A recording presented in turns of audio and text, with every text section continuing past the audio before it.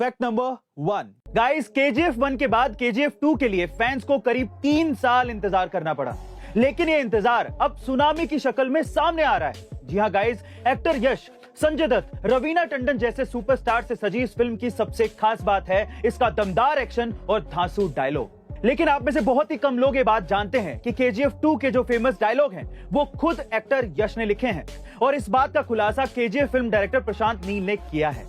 उन्होंने कहा कि फिल्म का सबसे famous dialogue violence violence violence, I don't like, I avoid it, but violence like me, ये डायलॉग यश ने लिखा है। यही नहीं, फिल्म के कई मेजर पोर्शन के डायलॉग्स भी यश ने ही लिखे हैं। बहरहाल, इससे तो यही पता लग रहा है कि इस फिल्म के लिए यश ने बहुत ही मेहनत की है और उनकी ये मेहनत बॉक्स ऑफिस पर दिख भी रही है। आपका इसके बारे में क्या ख्याल है, कमेंट सेक्शन में जरूर लिखिएगा। फैक्ट नंबर 2 गाइस, क्या आप ये जानते हैं कि कोई भी गवर्नमेंट एम्प्लॉय शेयर मार्केट में पैसा लगा सकता है, फिर चाहे वो प्राइम मिनिस्टर हो या फिर चीफ मिनिस्टर। लेकिन आपने कभी ये सोचा है कि हमारे देश के पीएम और सीएम के पास तो सारी इंफॉर्मेशन होती है, जैसे कि कौन सी कंपनी कहां और किससे डील करने वाली है। तो फिर इस हिसाब से तो गवर्नमेंट एम्प्लॉइज या फिर पीएम या सीएम शेयर मार्केट से भारी मुनाफा कमा सकते हैं, लेकिन ऐसा नहीं हो पाता। आखिर क्यों?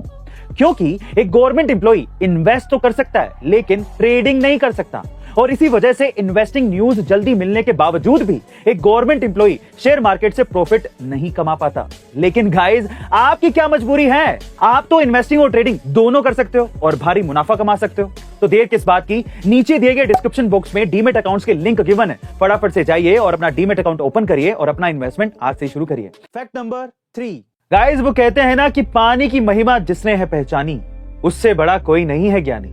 ये कविता 85 साल के मांगीलाल गुर्जर जी पर सटीक बैठती है। पानी बाबा के नाम से मशहूर मांगीलाल जी राजस्थान भीलवाड़ा गांव के निवासी हैं, जो पिछले 27 सालों से अपने खुद के द्वारा खोदे गए कुएं से प्यासे राहगीरों को पानी पिला रहे हैं। ऐसा नहीं है कि वो सिर्फ अपने गांव में आने वाले राहगीरों को ही पानी पिलाते हैं, बल्कि वो दूसरे गांव-गांव जाकर भी ये काम करते हैं।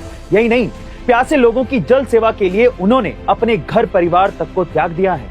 उन्होंने अपनी सारी खेती और जमीन चाचा के लड़कों में बांट दी और सिर्फ पानी का मटका और लोटा लिए लग गए जल सेवा में।